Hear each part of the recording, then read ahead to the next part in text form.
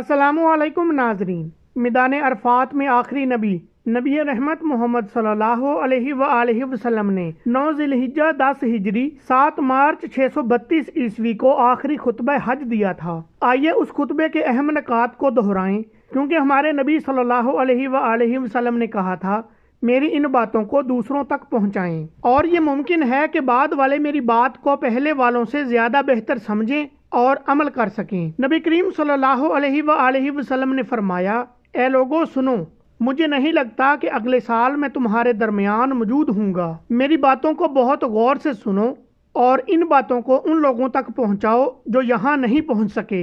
اے لوگو، جس طرح یہ آج کا دن، یہ مہینہ اور یہ جگہ عزت اور حرمت والے ہیں، بالکل اسی طرح دوسرے مسلمان کی زندگی، عزت اور مال حرمت والے ہیں، تم اس کو چھیڑ نہیں سکتے۔ لوگوں کے مال اور ان کی امانتیں ان کو واپس کر دو، کسی کو تنگ نہ کرو، کسی کا نقصان نہ کرو، تاکہ تم بھی محفوظ رہو۔ یاد رکھو تم نے اللہ سے ملنا ہے اور اللہ تم سے تمہارے اعمال کے متعلق سوال کرے گا۔ اللہ نے سود کو ختم کر دیا، اس لیے آج سے سارا سود ختم کر دو، معاف کر دو۔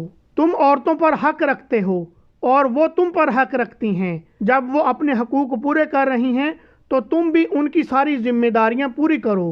عورتوں کے بارے میں نرمی کا رویہ قائم رکھو، کیونکہ وہ تمہاری شراکت دار اور بے لوث خدمت گزار رہتی ہیں۔ کبھی زنا کے قریب مت جانا۔ میری بات غور سے سنو، صرف اللہ کی عبادت کرو، 5 فرض نمازیں ادا کرتے رہو، رمضان کے روزے رکھو اور زکوٰۃ ادا کرتے رہو۔ اگر استطاعت ہو تو حج کرو۔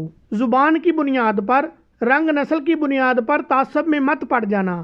کالے کو گورے پر، گورے کو کالے پر، عربی کو اجمی پر اور اجمی کو عربی پر کوئی فوقیت حاصل نہیں۔ ہر مسلمان دوسرے مسلمان کا بھائی ہے۔ تم سب اللہ کی نظر میں برابر ہو، برتری صرف تقوی کی وجہ سے ہے۔ یاد رکھو تم کو ایک دن اللہ کے سامنے اپنے اعمال کے جواب دہی کے لیے حاضر ہونا ہے۔ خبردار رہو، میرے بعد گمراہ نہ ہو جانا۔ یاد رکھنا میرے بعد کوئی نبی نہیں آنے والا، نہ ہی کوئی نیا دین لایا جائے گا۔ میری باتوں کو اچھی طرح سمجھ لو۔